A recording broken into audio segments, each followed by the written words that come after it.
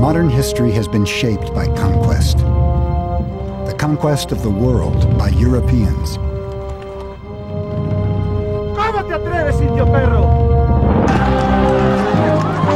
The conquistadors led the way. A few hundred men who came to the New World and decimated the native population.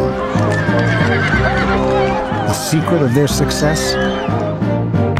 Guns, germs, and steel.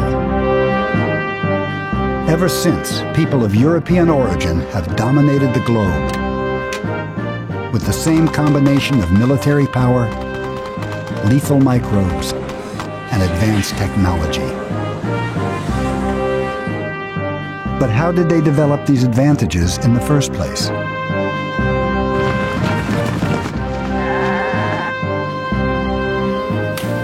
Why did the world ever become so unequal?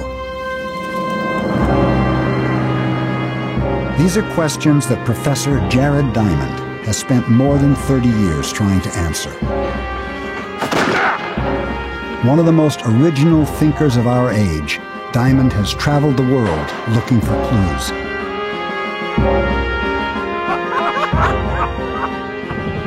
He set himself a daunting task: to peel back the layers of the past and explore the very roots of power in the modern world. Whatever I work on for the rest of my life, I can never work on questions as fascinating as the questions of guns, germs, and steel, because they're the biggest questions of human history. What separates the haves from the have-nots? How have guns, germs, and steel shaped the history of the world?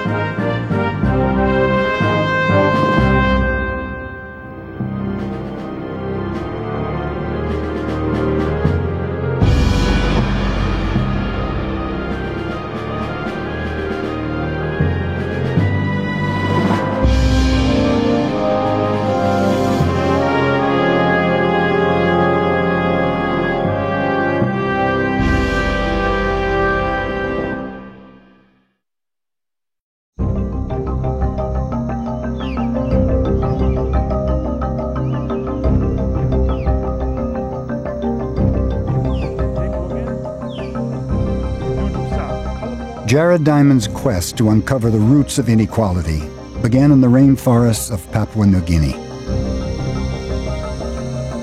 Oh, we look up. Oh.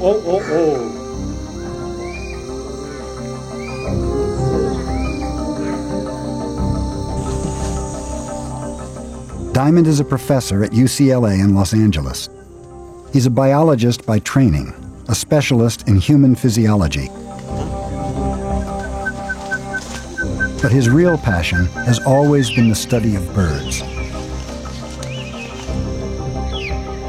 I love watching birds in this place. I began watching birds when I was 7 years old in the United States. Then it was just a matter of identifying them. I came here when I was 26 years old to New Guinea, and it was love at first sight. Look.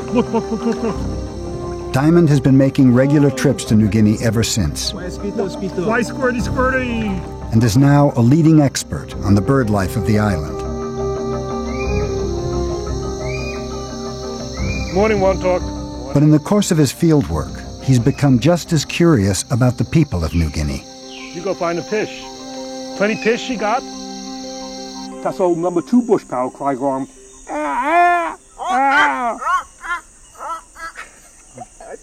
Over the years, I've gotten to know and like thousands of New Guineans. The name belong again, you talk? Name Yanai. Yanai. I've learned several of their languages, and much of what I know about birds I picked up from them. Because of hard work. There have been people living in New Guinea for at least 40,000 years. Much longer than on the continents of North and South America. Look 'em. Look 'em, 1, 2, 3, 4, 5, 6, Pella. They're among the most culturally diverse and adaptable people in the world. So why are they so much poorer than modern Americans?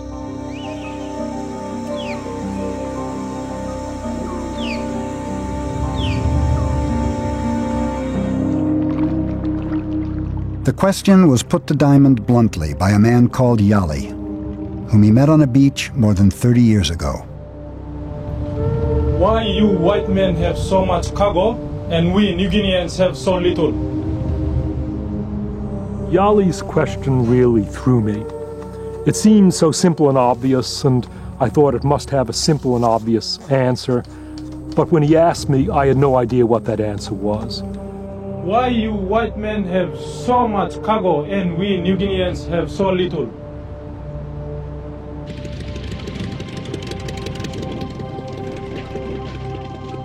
New Guineans use the word cargo to describe the material goods first brought to their country by Westerners.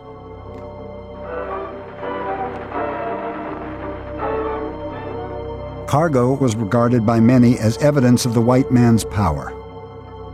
It was treated with an almost religious reverence.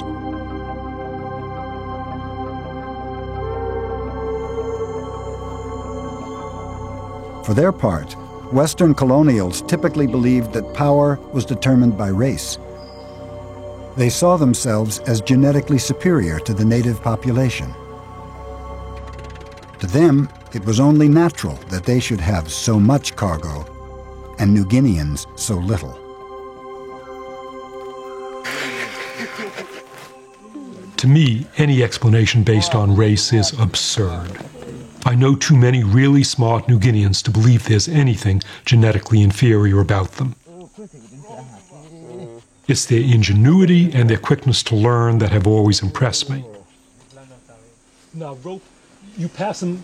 They can go empty-handed into some of the most difficult environments on Earth, knock up a shelter in a few hours and survive. Me try and dispel a step. Dispel a rope, be strong and up and up and up and up. I wouldn't know where to start. In this environment, I'd be helpless without them. So why didn't these ingenious people invent metal tools, or build great cities, or develop any of the other trappings of modern civilization?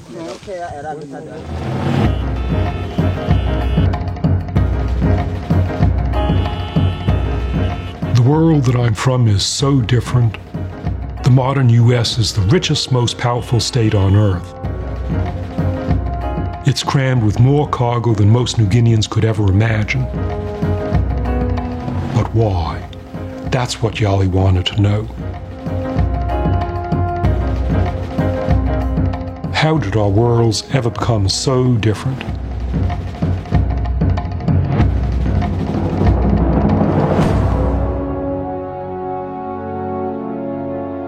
Diamond realized that Yali's question was far bigger and more complex than it first appeared. It was really about the roots of inequality. A question as old as human history itself. Why, since ancient times, have some societies progressed faster than others? What allowed the Egyptians to build great pyramids while most of the world was still scratching out a living? How did the Greeks ever develop such an advanced civilization? Or the Romans? Or the Maya?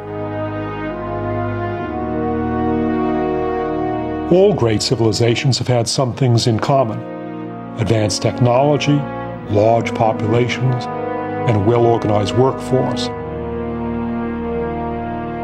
If I could understand how those things came into existence, then I'd understand why some people marched faster than others during the course of history.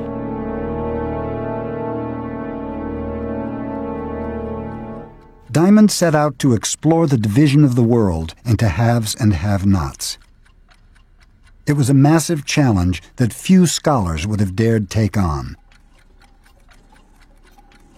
He was a scientist, not a historian.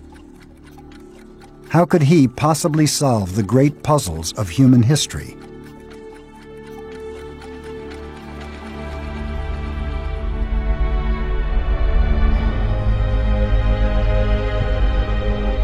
To understand where inequality came from, Diamond needed to identify a time before inequality, when people across the world were living more or less the same way. He had to turn back the clock thousands of years, back before the first civilizations, back into prehistory.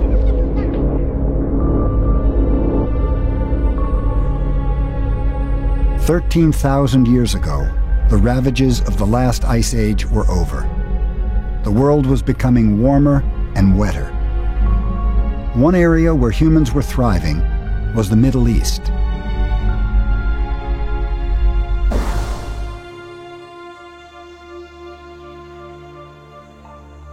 "13,000 years ago, the Middle East was far less arid than today, with more forests, trees, and plants. People here lived like people everywhere at this time, as hunter-gatherers in small, mobile groups.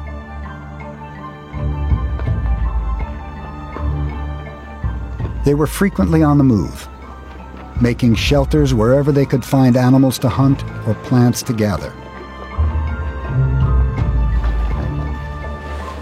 They'd live in these shelters for weeks or months at a time, as long as they could keep feeding themselves.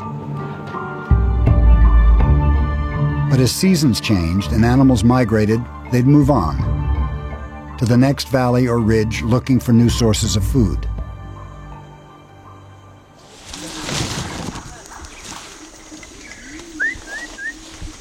One of the few places on Earth where it's still possible to find people hunting and gathering is the rainforest of Papua New Guinea.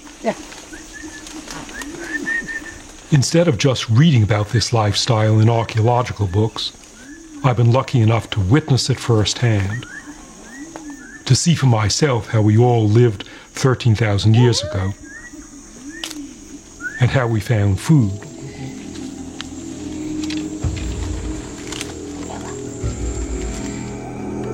To catch an animal requires skill, stealth, and encyclopedic knowledge about hundreds of animal species.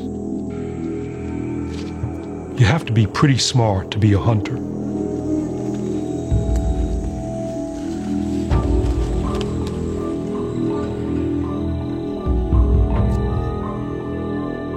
"13,000 years ago, people in the Middle East hunted in the same way, tracking down whatever game they could find. But the fundamental problem with hunting is that it's never been a productive way to find enough food. It takes time to track each animal. And with a bow and arrow, there's no certainty of how the hunt will end. One of something. You know can lap. You try him again. Okay. Pull him. Okay. One time more. Yes. One So time you pull him strong. Me pull him strong. Ja, mir, Yeah, you pull him strong and by go more yet. Yeah. me play broken bobbel No on you. good, yeah, you not strong. You not strong, yeah. Me no strong. What of So something? you pull him strong. All right, and by go me more pull yet. him strong. Me fight one fella divide. Divide, I finish. You number one, me number two. Me try, me go.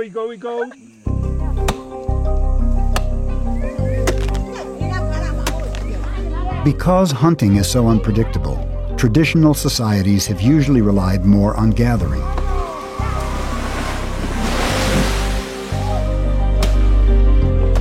In this part of Papua New Guinea, the gathering is done by women. An important source of food here is wild sago.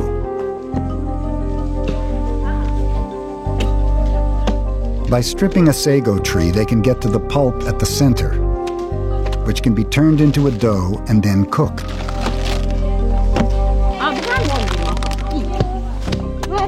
Although it's physically harder work, gathering is generally a more productive way of finding food than hunting. But it still doesn't provide enough calories to support a large population. this jungle around us, you might think it's a cornucopia, but it isn't. Most of these trees in the jungle don't give us anything edible. There are just a few sago trees, and the rest of these trees don't yield anything that we could eat. And then sago itself has got limitations. One tree yields only maybe about 70 pounds of sago. It takes them 3 or 4 days to process that tree. So it's a lot of work really for not a great deal of food. Plus the sago starch is low on protein. And also the sago can't be stored for a long time. And that's why hunter-gatherer populations are so sparse. If you want to feed a lot of people, you got to find a different food supply. You got to find a really productive environment, and it's not going to be a sago swamp. In the Middle East, there were very different plants to gather. Growing wild between the trees were 2 cereal grasses, barley and wheat. Far more plentiful and nutritious than sago. These simple grasses would have a profound impact, setting humanity on a course towards modern civilization. But it would take a catastrophic change in the climate before this would happen.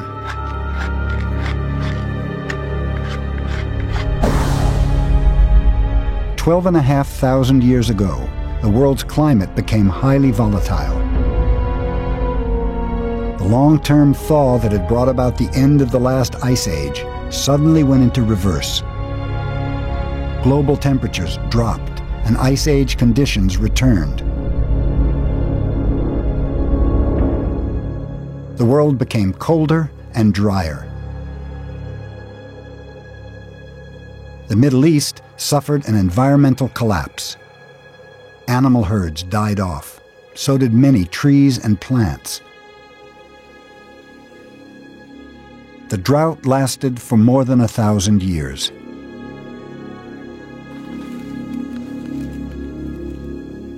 People were forced to travel farther and look much harder to find any source of food. But despite the conditions, they would somehow survive and even prosper. Here in the Middle East, a new way of life would come into being, one that would change the face of the earth.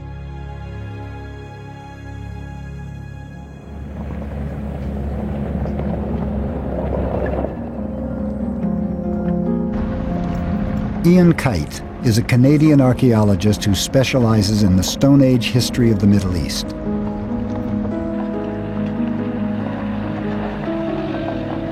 His work is focused on a site in the Jordan Valley near the Dead Sea, a place known as Dra. Kite is a co-director of the dig and works with an international team of archaeologists. They've uncovered the remains of ancient dwellings that were clearly more sophisticated than any hunter-gatherer shelters. This is basically right here. Those were never really exposed all the way around. They believe this was a small village, one of the earliest permanent villages anywhere in the world. People were starting to put down roots. What we would have had was this village of, 40 to 50 people living in the same place. We would have had a series of oval huts that would have been partially cut into the ground. And these would have been very much the first time people settled down and lived in communities in a really extensive way.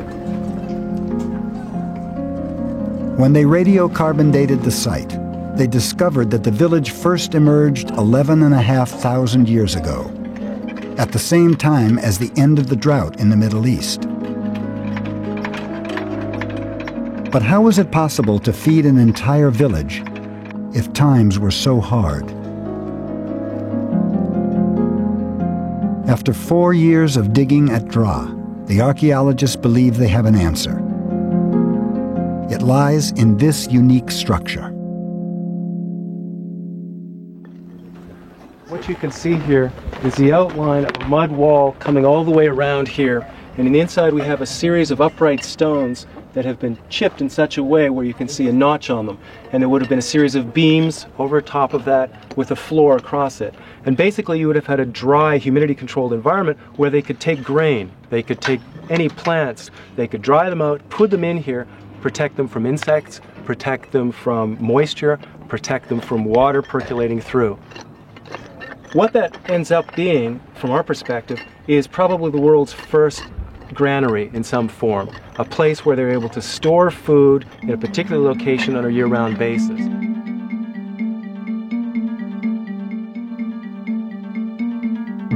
The team at DRA believes the granary was an oval-shaped mud wall building at the center of the village, a place where grain could be stored collectively. And the grains that were being stored were primarily wheat and barley. While other plants were no longer available, these cereal grasses were hardy enough to survive and durable enough to be stored for years.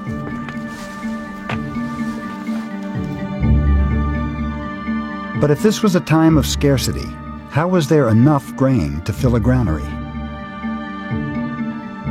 The answer suggests a radical shift in human behavior.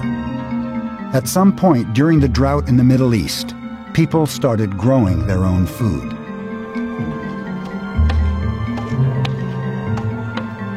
Unable to maintain a mobile way of life, they would have stayed close to any source of water they could find and planted new fields of wheat and barley around them. Rather than just following food sources around different locations, for the first time what people start to do is that they bring these resources back to them. Not just as harvested food, but they're bringing them as seeds. And they're growing them next to their village. And that's the first time, really, this is the first time we see this anywhere in the world. The Stone Age people of the Middle East were becoming farmers, the first farmers in the world.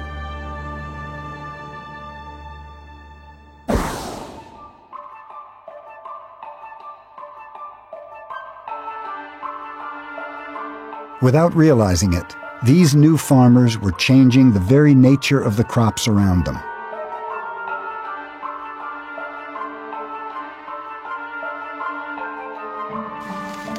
With every round of planting and harvesting, they'd favor ears of wheat and barley whose seeds were the biggest, tastiest, or easiest to harvest.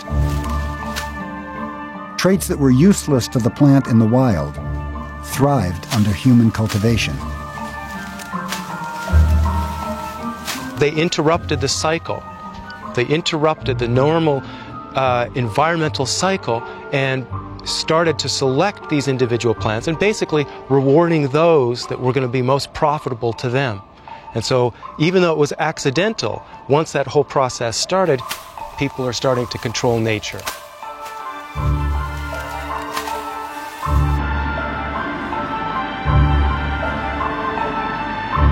The way crops are changed by human interference is known as domestication.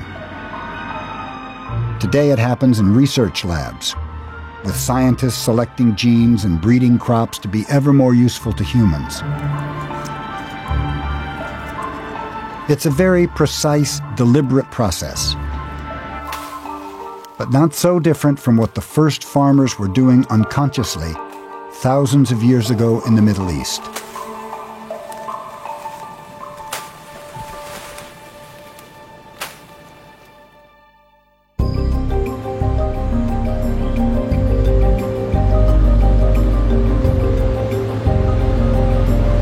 The transition to farming was clearly a decisive turning point in human history. People who remained hunter-gatherers couldn't produce anywhere near as much food as farmers, and also couldn't produce much food that could be stored. They were always going to be at a chronic disadvantage.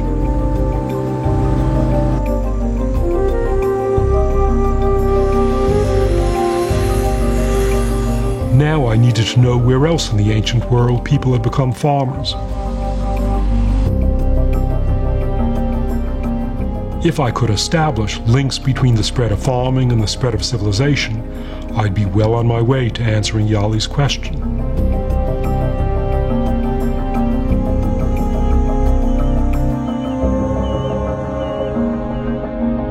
There are only a few parts of the ancient world that developed farming independently.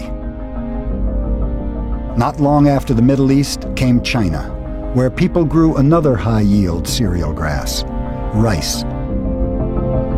Pockets of farming also emerged in the Americas, based on corn, squash, and beans. Later in Africa, people farmed sorghum, millet, and yams.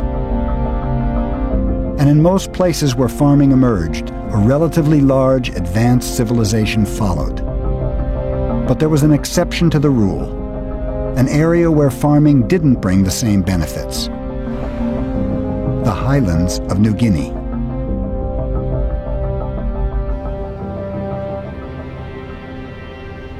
For 50 years after Westerners colonized New Guinea, they thought the highland valleys in the interior were uninhabited.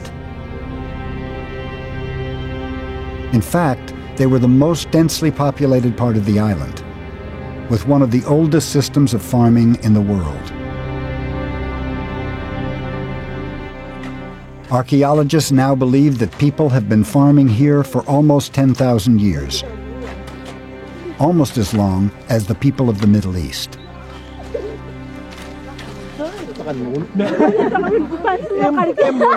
It's amazing to think that these people, Yali's people, were some of the earliest farmers in the world. But if they were farmers, why weren't they propelled down the same path towards civilization as the people of the Middle East or China or Central America? Why didn't they end up producing their own cargo? New Guinea farmers themselves were surely no less talented than farmers anywhere else in the world. So, what was the difference? Highland agriculture was based on crops like these taro roots, which are very different from cereal crops. Taro is much more work. You got to plant it one by one, unlike wheat where you throw your hand and spread the seed. And these New Guinea crops can't be stored for years the way wheat can. They rot quickly. They have to be eaten in a short time. They're also low in protein compared to wheat, so these farmers of the New Guinea highlands suffered from protein deficiency.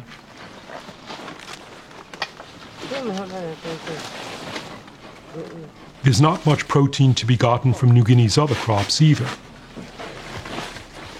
People here farm local varieties of bananas.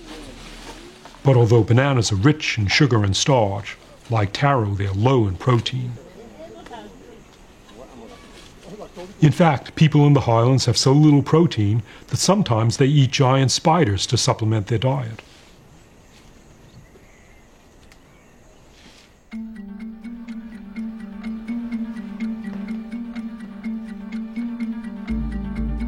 I'd reached a moment of realization.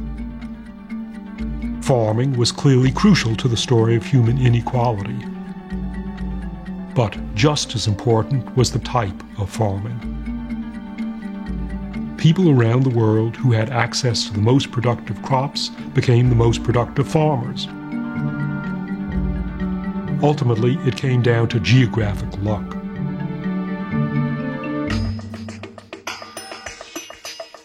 It's an audacious idea that the inequalities of the world were born from the crops we eat.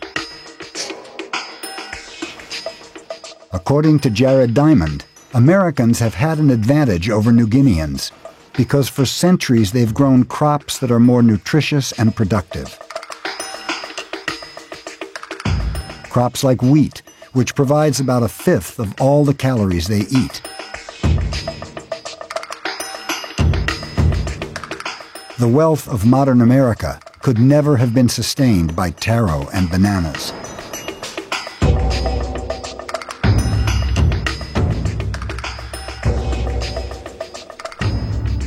But Diamond's idea seems almost too simple.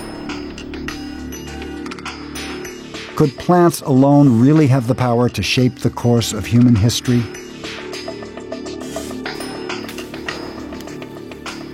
Or was there something else at play?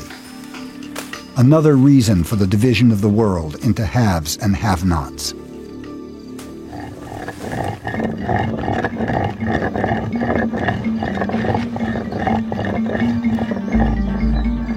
By 9,000 years ago, the first settlements in the Middle East were giving way to much larger villages. People were only able to live on this scale by becoming more productive farmers. They were surrounded by fields of domesticated wheat and barley. But by now, they also had another steady source of food.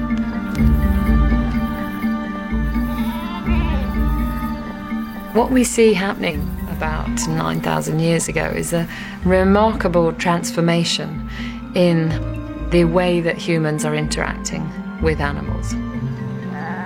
We begin to see a process of animal domestication, by which we mean humans were controlling where they were moving, they were controlling their feeding, and they were controlling their breeding. Instead of having to go out to hunt, you have a dependable meat supply on the hoof year-round around your site, rather than being subject to seasonal variations in wild game. As well as meat, animals could be used for their milk, providing an ongoing source of protein. Their hair and skins could be used to make clothes for extra warmth. Over time, domestic animals became an integral part of the new agricultural way of life. We know that the communities which first started to have domestic animals already had cereal crops, so they were cultivators. And the combination of these particular animals and the plants becomes an extremely attractive package in that they're complementary. After the harvest period, animals could be turned out on the stubble and they can actually eat the remains of the cereal crop harvest.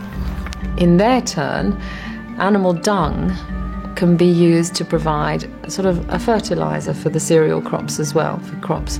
So the whole package, is seen to be mutually beneficial, both for the animals and the plants, and of course for the humans.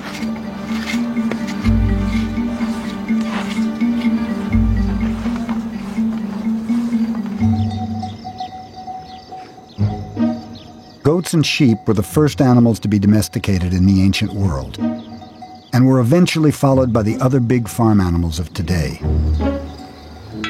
All of them were used at first for their meat, but they all proved useful in other ways, especially with the invention of the plow.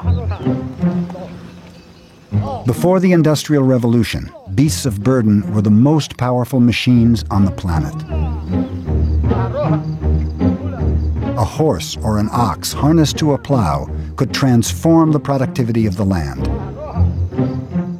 allowing farmers to grow more food and feed more people. In New Guinea and many other parts of the world, people never used plows because they never had the animals to pull them. The only big domestic animal in New Guinea was the pig, and wasn't even native. It came in from Asia a few thousand years ago. While Europe and Asia had not only pigs, but also cows, sheep, goats, horses, buffalo, camels, and so on. Now, pigs do give you meat, but pigs don't give you the other products that you get from those European nation animals. Pigs don't give you milk or wool or leather or hides. And most important of all, pigs can't be used for muscle power. Pigs don't pull plows or pull carts. The only muscle power in New Guinea was human muscle power. Even today, there are no beasts of burden in New Guinea, and almost all of the farm work is still done by hand. But if farm animals were so useful, why didn't New Guineans domesticate any of their own? I decided to add up all the animals in the world that have ever been domesticated. And I was amazed by what I found.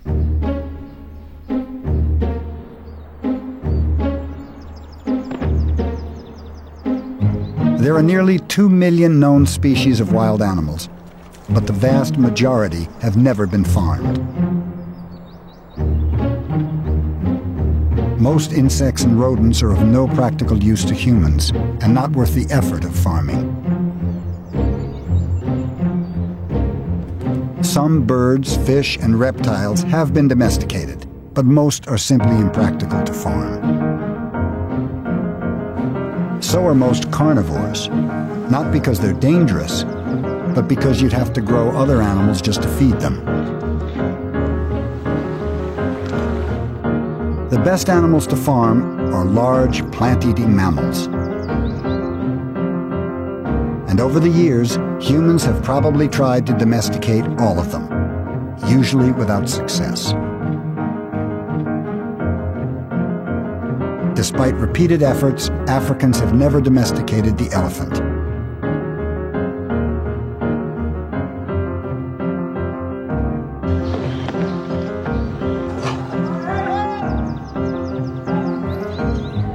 In South Asia, some elephants are used as work animals, but they're not farmed for the purpose. Instead, each elephant is caught in the wild and then tamed and trained. It doesn't make economic sense to farm an animal that takes some 15 years to mature and reach an age where it can start reproducing.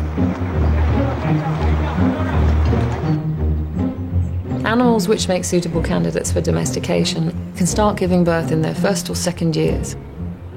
They will have 1 or maybe 2 offspring a year, so their productivity is actually high. Behaviorally, they need to be social animals, meaning that the males and the females and the young all live together as a group, and they also have an internal social hierarchy, which means that if humans can control the leader, then they will also gain control over a whole herd or a whole flock. There's another crucial requirement for a domestic animal.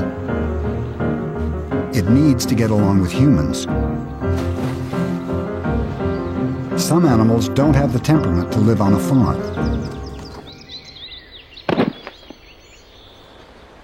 A zebra could be an ideal domestic animal, potentially as useful as a horse.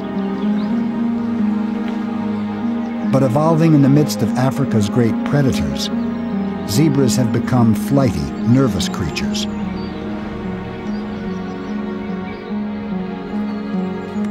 They have a vicious streak that humans have been unable to tame.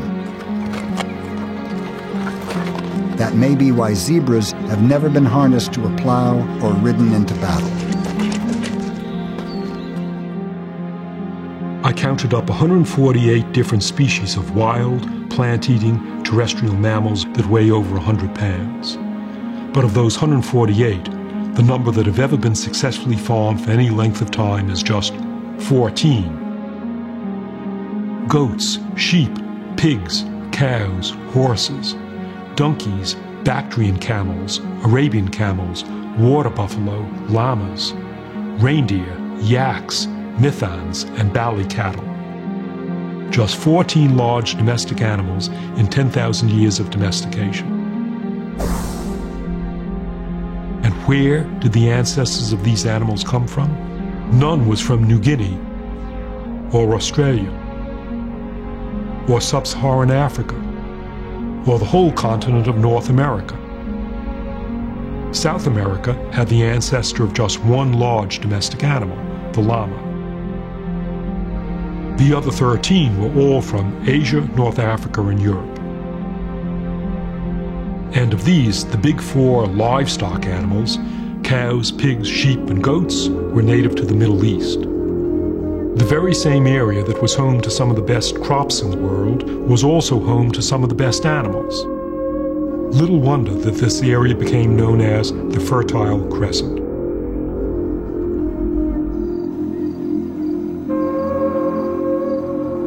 The people of the Fertile Crescent were geographically blessed, with access to some of the best crops and farm animals in the ancient world.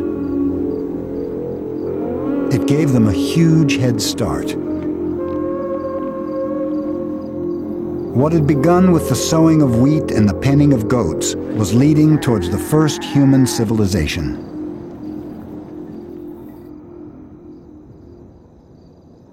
The archaeological site of Guer in southern Jordan is 9,000 years old. But it has all the hallmarks of a town. A few hundred people lived here in rows of houses that were a wonder of technology. Every time I come here, I'm amazed by what those people were doing. Some of the houses have a kind of air conditioning. This window here is to control the air coming from the street inside the house. And the houses, the walls and the floors of the houses from the inside at least were covered with plaster.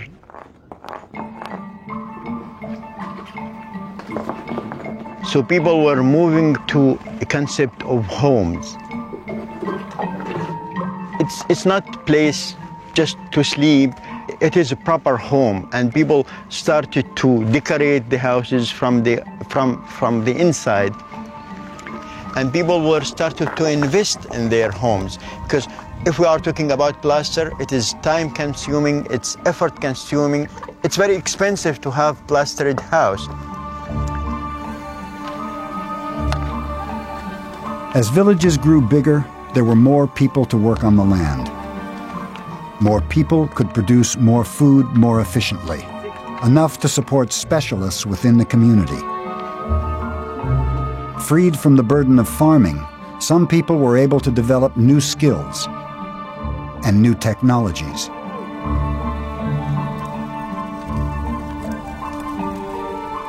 Making plaster from limestone was a major technological breakthrough.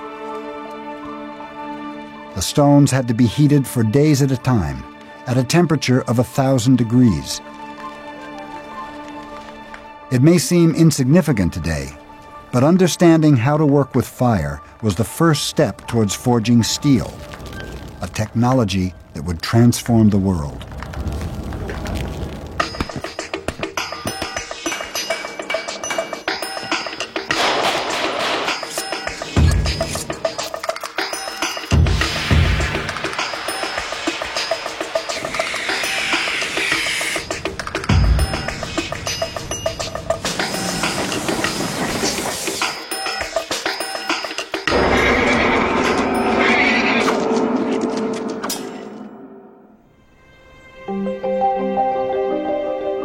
By contrast, places like New Guinea never developed advanced technology.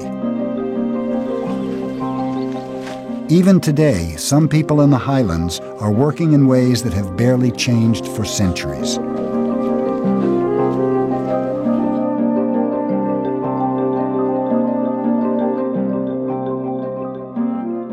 When I first came to New Guinea in the 1960s, people were still using stone tools like this axe in parts of the island. And before European arrival, people were using stone tools everywhere in New Guinea. So why didn't New Guinea develop metal tools by itself? And eventually I realized that to have metalworking specialists who can figure out how to smelt copper and iron requires that the rest of the people in the society who are farmers be able to generate enough food surpluses to feed them. But New Guinea agriculture was not productive enough to generate those food surpluses. And the result was no specialists, no metal workers, no metal tools. The way of life in New Guinea was perfectly viable. It had survived intact for thousands of years. But according to Diamond, people didn't advance technologically because they spent too much time and energy feeding themselves. And then Westerners arrived and used their technology to colonize the country.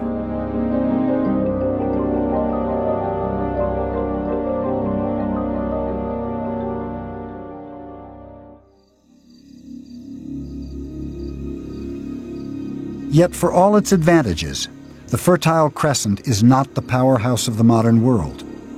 nor is it the breadbasket it once was. How did it lose its head start?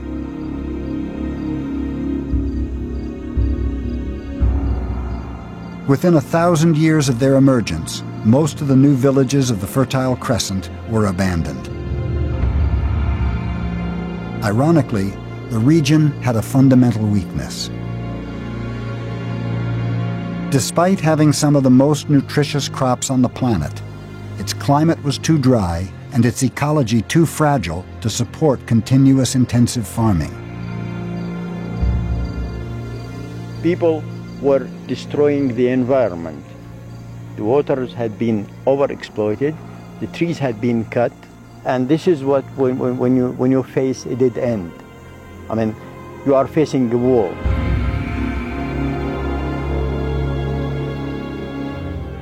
You will end with landscape like that. I mean, with few trees, with no grass, and with less water. So what we are looking at today is the outcome of overexploiting the environment.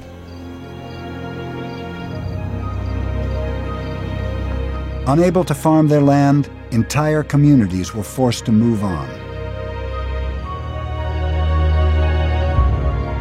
The advantages they'd accrued from centuries of domestication might have been lost.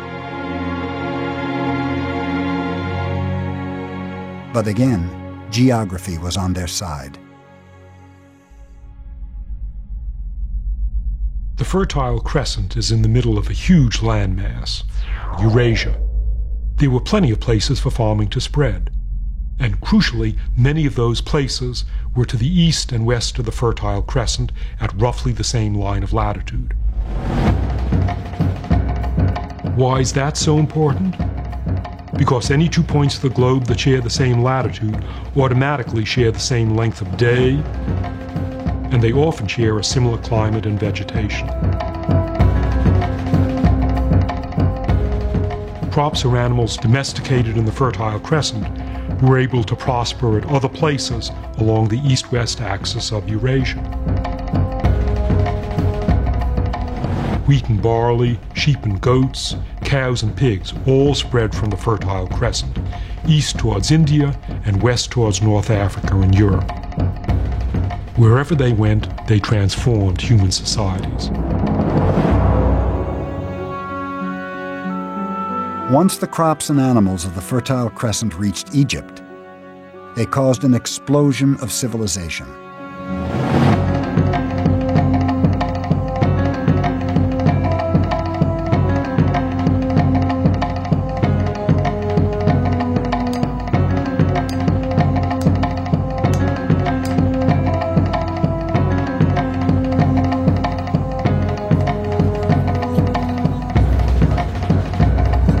Suddenly, there was enough food to feed the pharaohs and generals, the engineers and scribes, and the armies of people required to build the pyramids.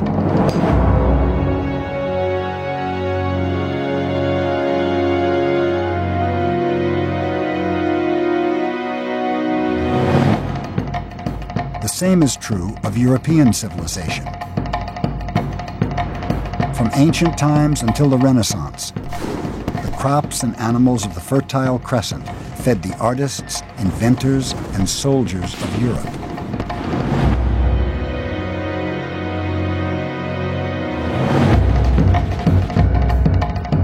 In the 16th century, the same crops and animals were taken by Europeans to the New World. At the time, there was not a single cow or ear of wheat in all the Americas. Now there are 100 million cattle in the U.S. alone. And Americans consume 20 million tons of wheat a year. Modern, industrialized America would be unthinkable without the spread of farming from the Fertile Crescent.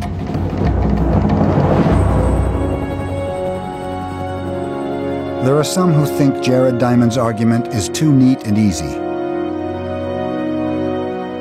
Can the distribution of wealth and power really be reduced to cattle and wheat? What about culture, politics, and religion? Surely they've been just as important. Diamond's been criticized for being too deterministic, for ignoring the part people have played in shaping their own destiny.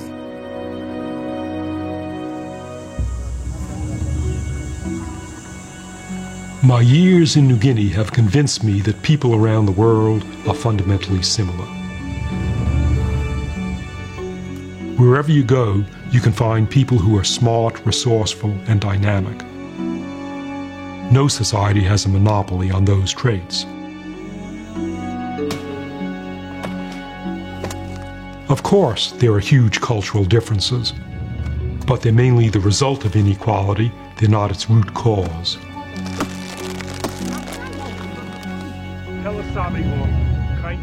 Ultimately, what's far more important is the hand that people have been dealt, the raw materials they've had at their disposal. New Guineans acquired pigs from Eurasia, but not cows or sheep or goats or horses or wheat or barley. They didn't develop in the same way as Europeans and Americans because they didn't have the same raw materials.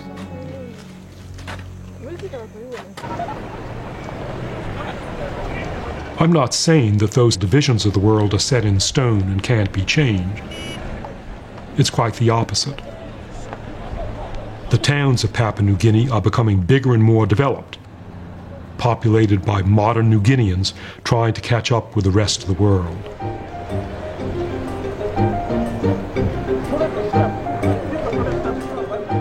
Unfortunately for them, there's still a big gap to overcome.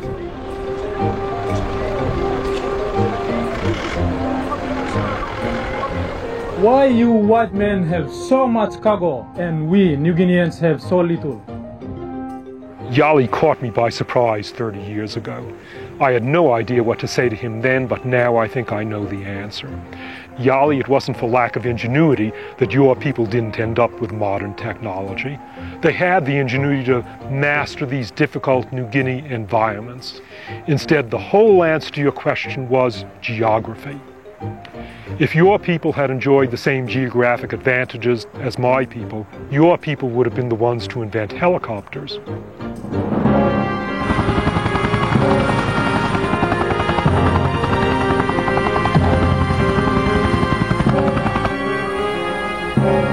Jared Diamond set out to explore the division of the world into haves and have-nots. He's convinced the blueprint for that division lies within the land itself.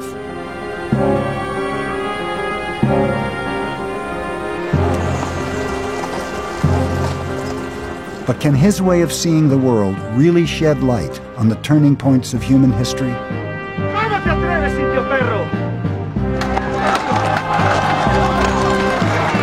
Can it explain how a few hundred Europeans conquered the New World and began an age of domination? The age of guns, germs, and steel.